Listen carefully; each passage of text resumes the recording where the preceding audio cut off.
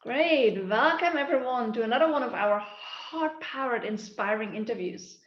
And as you know, every week we introduce you to an amazing entrepreneur, speaker, change maker just like you, so that you get inspired and not only inspired, but you take some concrete hints away that you can apply in your business right away to make your business and your speaking flourish further. So, who do we have this time? Well, you can already see this handsome gentleman and great friend of mine. His name is Cyriel Kortleven. Let me just make his introduction in a very special way because he's a very special man. Let me introduce him to you in numbers. Well, Cyriel is one global speaker, author of 5 business books. He spoke in 33 countries on 5 continents. He has more than 20 years of experience, and there's actually 35 people in the world that received the Global Speaking Award, and he's just one of them. And now his age, he's 45 years on this planet. Now you can do the math, you know how old he is. And he is really working abroad 100 days a year when you can travel, right? But he's touching lives in more than 100 countries every year. And I'm really impressed. He has more than 200 recommendations on LinkedIn. And I checked it actually today. It was 257. Amazing. You really have a fan base, Cyriel. Okay. He has conquered 200 obstacles, or 200 obstacles conquered at the longest obstacle run in the world. Now he loves one beautiful, very special woman, and he has one mission. He's saying, don't mind the change your mind. Cyriel, it's amazing to have you. Welcome. Yeah, great, Monique. Very happy to be here. And you're one of the first people who dared to use the numbers. Most of the time people say, no, give us a normal bio. So I really like it that you went for the numbers. I love the numbers again. The numbers say so much about you. And still, Cyriel, why don't you tell us what kind of business are you running? Yeah, I'm working as a professional speaker, so I deliver speeches on the topic of the change mindset.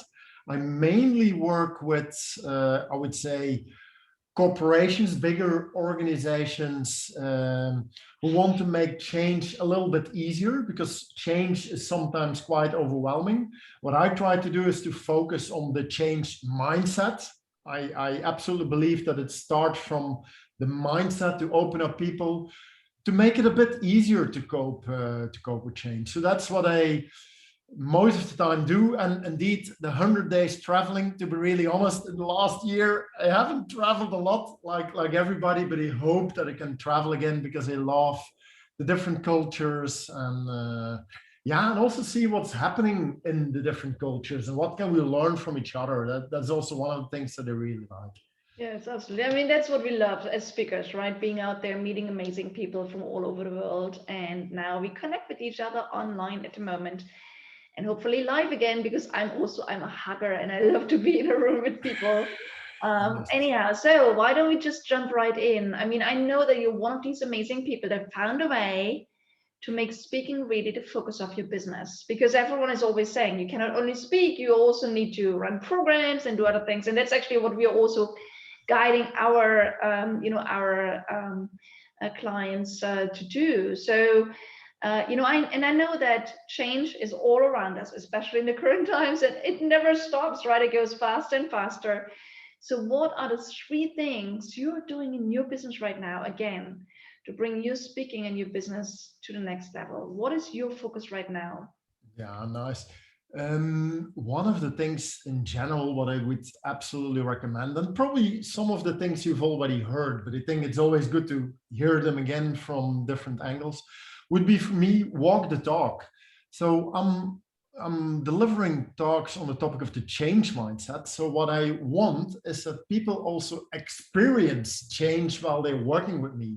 So for example, having a bio and numbers is already a bit different than a normal speech. So what I try to do is in every aspect of my business to already bring in some curiosity, already trigger the change mindset a little bit, to let them feel that I'm really living what I'm talking about, because it's too easy to, everybody can give a talk on if you read something, some people say I can already give a talk about it. No, I think you have to live it. So for me, I'm looking for all kinds of expressions. So for example, in my presentations, I like to use some props to make sure that the story sticks.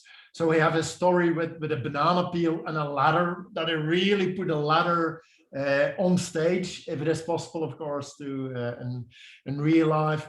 What I've done, I've created also a few coasters.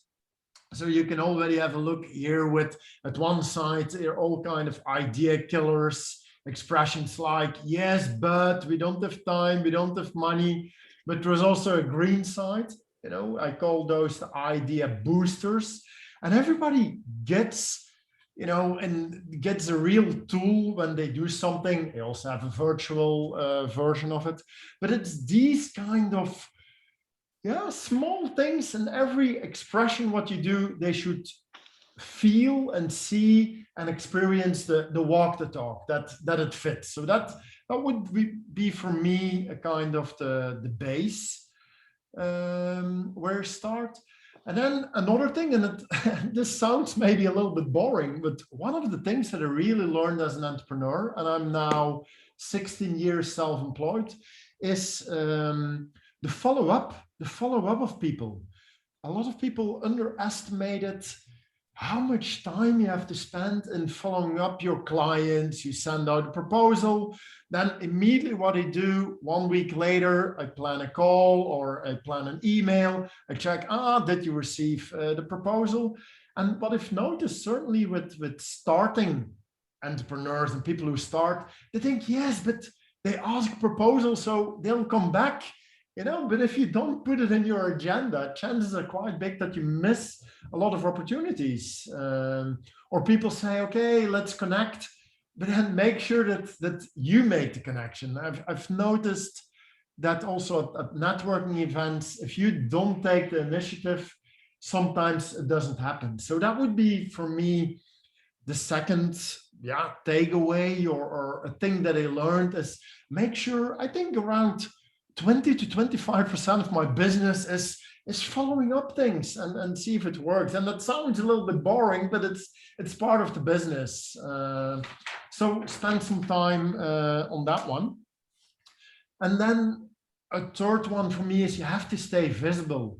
So certainly in these times of the pandemic, from some people, some colleagues, speakers, I haven't heard a lot of them. So I'm not sure, are they busy? What's happening with them?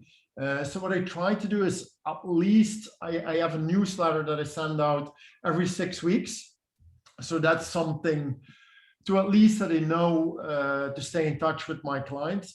And I try 2 or 3 times a week, at least I try to put something on social media that people know, hey, what's happening? And maybe they're not reading everything what you put out there, but they still know, hey, Cyriel is still there, Cyriel is still in business, and that helps. So those would be 3 elements that I would definitely recommend people to take care and make sure that you spend some time on it. I love that. It's so important. And you know what? I think, Cyriel, the combination of everything is where the power is, right? So why don't we give some ideas? Because I know that you're great in following up and you're doing a lot of amazing things also to be visible. Why don't we actually take these 2 things? And I also love what you said about stand out, right? And then walk your talk and be who you are. Like you are the change guy, right? Yes. So again, you do things differently. And I loved, it was not actually that I wanted a normal bio. I love what you shared with me on the numbers side, because again, it makes you walk your talk, and again, it makes you stand out, right? Yeah. So why don't you give me some ideas, and not just me, but share with us some of your best practices of, the follow-up. As you said, some people find it boring, or I feel like, I don't want to get on their nerves, or there's a lot of resistance, and also clients that we work with, until we get them to fall in love with following up, which a lot of our clients do eventually. But what are some of the things people can do to fall in love with follow-up? What can they do? How can they do things differently during their follow-up to again stand out. Can you give us Yeah. some of your best practices? What are you doing to make Yeah. follow-up engaging and exciting for What yourself and for the people that you're in touch with? Yeah, well, one of the things that works quite well, I always spend some time on if I send an email, a follow-up email, what do I put in the title? Because can I already put something in the title that my message stands out? And they ask me something, I send them some information, but I need an answer for them. Then I always try to trigger some curiosity already in the Can you give some title. examples? Like, what are you putting into the title to trigger that kind of interest? Uh, so sometimes it's one of the things that I try to do is really can you answer me before 3:03? So I do something with the timing. So instead of reminder or using something like that, I try to put something in there where please answer me before 2:05, or 2:05 is maybe even to normal, 2:09. I would always use a specific minute, because then people think, 2:09, what's happening? That triggers the curiosity. They look at the email and they'll do something. Or I would take something personal. I would take, if I still remember something from the conversation, how is your dog doing? And use that as a title where they think, what's your dog doing? To make sure that they know, hey, wait a minute, this must come from somebody that they know. And try to make it very personal. That's definitely helps to trigger them. And yeah, for me, what I do, if I send something out, that's maybe the boring part, I already put it in my to-do list 1 week later. If they already respond in advance, totally fine, then they don't have to follow up. But that helps me. That's more a practical thing, because otherwise I would forget it. I would forget that I've sent somebody something 2 weeks ago. So I immediately put a follow-up in my to-dos, and then I try to make it personal. Yeah. Yeah, and you can even in the follow-up, one idea for me, and maybe it's something you do already. Even you, when you have like a follow-up list, you can put like things in there that make you smile, right? Like, like happy doggy or something, right? You put some remarks in that when you read them, you think like, oh yeah, I did something cool. And Yeah. they would probably, and again, that gives you hints right away on what you discussed before. It gives you hints on what you can put into the title or follow Yeah. up it on them. And it makes you smile and feel the personal connection with the person as well, right? Yeah. So, Cyriel, I have another question on the staying visible. It's so important. And, we are running like 5-day workshops on boosting visibility. So we're all about helping people to really stand out and get heard and seen and shine their light. So what are some outstanding ideas on being visible? Like you say, because you're the change guy, you're always standing out. In what way are you doing things right now to stay in Yeah. touch and be visible? Because Yeah. the I would. newsletter is what a lot of people have. They say, oh, that's not something new. What can I do to really stand out? Yeah. I think again you have to relate it to the walk the talk. If you are working in a very formal environment, or I think connected to what's okay there, but you can always find something to make it a bit more unique. How you can make it unique. For example, one of the things that a lot of people know from me, if they follow the session, they know, oh yeah, the coasters. So now, for example, what I'm doing in my short movies that I put on YouTube or LinkedIn. By the way, I tried a few years, I tried to work on different media, but I found it quite hard. And I've noticed that my audience is mainly on LinkedIn. So at this moment, I'm putting, I would say 95% of the energy of social media goes for me to LinkedIn. But for example, what I'm doing is the title that I'm using, I drew one of the beer coaster, and I put the title already on the coaster. So sometimes I start, if you have a little video, I start with, people can see the title, and then I start my presentation. And that also helps you in terms of branding a little bit, because they start to recognize, yes, it was with the coaster. They look if the topic interests them, and then they can still choose if they want to watch it or not. So that's something that I try to do.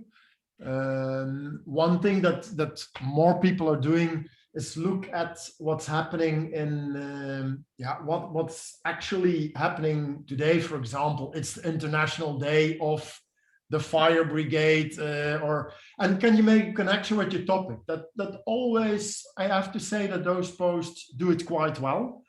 That people are curious, okay, what kind of international day, and you have a lot of bizarre ones. I know. Is it And today? So yeah, and I think it's a great idea because as speakers, right? I mean, we need to bring something newsworthy all the time to our stages. So if people know, oh, he or she is keeping an eye on what's really happening in the world, or what is new, yeah, what's in the news, or what has happened in history, and they're very informed about that. yeah, Again, it's a great way of positioning yourself as a speaker, right? absolutely. So, Cyriel, I have another question for you. As you know, we are calling our business Heart-Powered Business. That's what our business name is. What does it mean to you to run a heart-powered business? Yeah, and I think I love simple things. I sometimes call myself the simplifier. You know, you have at one side you have the thought leaders and the trend watchers, and they can foresee what's happening, but a lot of times they stay sometimes a little bit in the air, a little bit vague. I'm more the very pragmatic guy. So what I absolutely love about the heart-powered business, it's very close for me. What if you I would say 9 out of 10 days, I should get up in the morning very happy that I can do what I do. And if I don't reach the 9 out of 10, and I say 9 because, you know, even I have my off days, and sometimes I'm not really fully motivated. I would say 90% of the day, I'm very happy with the work that I'm doing. And that would be for me a heart-powered business, that people can call me up at 3 o'clock at night, and if they can share something about the change mindset, I would be very happy to do it. So look, if the stuff that you're doing, if the business that you're in, it should be very close to your heart. It should be very close to your passion. That would be for me the definition. I love that. And that's one of the reasons why we call our business this way, because all the people we work with, they have a big mission. They don't only want to build a business, they want to build a legacy, and they really want to make an impact. Yeah. Thank you. So, as you know, we also ask, like, what is, I mean, again, there's a lot of inspiration out there, but sometimes it's really like what we do day in and day out that makes a big difference in our business. What is one of your outstanding success habits? What is one of the things that you keep doing on a regular basis that have become your second nature and are part of your smooth part of your business processes that you do that make it stand out? What is this success habit of yours? I want to give one of the things, one element that I'm doing almost every day is a kind of a morning ritual. It's very short. People sometimes think, it needs half an hour or an hour, and some people combine it with some meditation. But what I do every morning when I get up, I have a little ritual. What I do, it's some sentences that I say. I try to be fully present and be ready for the day. And then I can show it to you. Perhaps I have probably, I'm not sure if you can read it very well, but this is a little bit my weekly overview. What do I want to do? What are the big things of the week? What do I want to achieve today? And it worked for me. So I created my own schedule with what are some habits that I want to focus on today. And I always start with that one. And maybe, I'm quite sure, maybe other people already doing it. What are the 3 important things that I really want to achieve today? And I write those down. So that helps. This is a bit more, I think a trick in productivity, that they start with the important elements. But something that I learned, and I also want to share it with the audience, is that I've learned during the pandemic that works really well for my business. I've started, now I think 10 months ago, with what I call CIA sessions. CIA sessions would stand for Cyriel in Action. And what I do, I organize one every month. And during that session, it's a session of 1 hour, I share a little bit the highlights of my presentation. I show my style. I tell people a little bit about my other products. And I invite some of my clients. And what I've noticed during, everybody is online. And if you do it every month, what I'm noticing, every month they have around 10 to 15 potential clients who are seeing me in action. And to be honest, I think every session, at least one paid speaking gig came out of it. And maybe not immediately after that month, but sometimes 3 or 4 months later. And it worked really well. So you could think, what can you do? What could be your showcase, that you share with your clients, and do it, I would say, do it on invitation. Because if you just put it out there on LinkedIn, then it's open. But if you really invite some key people that you want to, that they see you, it works. And I was quite amazed that it works really well. So that's an extra tip that I'm going to continue in my business. That's great. I love that. And Cyriel, you recently, in a recent conversation we had, you mentioned it, and I thought it was really brilliant. And it reminds me of something that I've been doing also quite a few years back, where we ran actually here, in our area, we ran like a monthly session with people. And again, it's the same thing. We did it live, but doing it online is really, really powerful. So that's a great hint. And all of you, as you're listening, I hope you take a lot of notes and pick up a lot of ideas of what you can do going forward. So Cyriel, as you know, you and I, we love to be inspired, but we also love to take action. And we only, if you implement things, if you take action on whatever inspires us, that is where progress and where results come from, right? Yes. So why don't we give everyone, right, that's here with us right now, and it's great to have you, by the way, and thanks for being loyal to be on with us week after week. It's great to have you. So let us give you something, just one concrete thing you can do right now to take the inspiration from our interview today and take some action on it. What would be that action you would recommend people to take today, Cyriel? Yeah, what I would say, and I totally agree with you. There's one thing to come up with new ideas, but putting them into action, putting them into the world, that's where the real change happens. What I would recommend everybody who's looking at this moment, I would say pick a project where you want to make some progress. Maybe you procrastinated a little bit, where you think, I should give it another push, but you don't really get there. Then what I would recommend is what I call a nano action. What's a nano action? You can only spend 10 euros, so a very small amount of money, and you have 10 minutes. Very limited amount of time. Why those two? Those two are a lot of times the biggest idea killers. Yeah, but I don't have money, I don't have time. I'm quite sure you can find 10 minutes. And I'm also quite sure that you can find 10 euros. Then what's a nano action or nano step? It's the first step that you can take to bring your project one step further. And it could be, maybe you want to try out a new training or something. Pick up the phone, instead of sitting down and spending 3 days on creating the perfect program. No, pick up the phone, and call one client and say, I have this idea. Would you be interested in attending a free session I'm going to do? And immediately you will get some feedback. Or for example, you want to write a book, big project. Okay, good. Sit down, you have 10 minutes. What are some of the topics that you're going to write about? Or in this chapter that you're not writing, what should be the main message?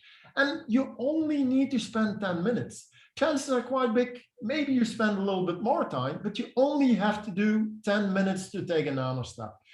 The nice thing about it is that you're doing something. You're not sitting behind your desk, planning and thinking. You're bringing it already in the world, and you learn from it. Sometimes it works, sometimes it doesn't work. So you immediately get feedback. Should I adapt my plan? So that's the tip that I would give you. Take a nano step and see if it works or not. I love it. And as you know, the first step is always the hardest, right? So again, I love it. So again, Cyriel and we invite you today, okay, pick one project or one thing that you really wanted to make progress on for a while, or you've been thinking about for a while, but you didn't get going. Think about what is the one thing you can do today, okay, that takes you less than 10 minutes, and get that going. And let us know in our HeartPowered Global Nation what you're doing and how it's going for you, because we are here to cheer you on, to answer your questions, and to celebrate with you. Great, Cyriel. I know that everyone wants to learn more from the change, expert and guy and speaker that you are. So how can people connect with you? Where can they find you? Yeah, the easiest way is probably my website, and that's my name, Cyriel Kortleven. I'm quite sure you can see the name, and we will share it. So that's absolutely one way we could look. Or I'm very happy to connect on LinkedIn. So again, just look for my name. That's, by the way, also a very good tip. Make sure that you always broaden your network. I started 16 years ago, and at this moment, I'm around 15,000 connections that have built up. That really helps. So let's connect there on the website. Those are the best spots. On the website and LinkedIn. So this is where you meet Cyriel. Thank you, Cyriel, for being on with us. Any final words of wisdom to round it off today? Yeah, good luck. Take your nano actions and go for the change mindset. Right, exactly. And I love your slogan, like, don't mind change, change your mind. That's a powerful slogan. So thank you for being on with us. And thank you for being on with us today and on such a regular basis. We love to have you, inspire you. We love to see you fly. So I can bring in my slogan as always. Okay, so speak up, scale up, impact the world in a greater way, and let's do it together. Okay, so all of you have a fabulous day, a fabulous week, and we'll be back with another amazing, inspiring interview next week. Thank you, Cyriel, for being on with us. You all have a great time, and let's rock it together. Okay, all the best. Cheers. Ciao, ciao.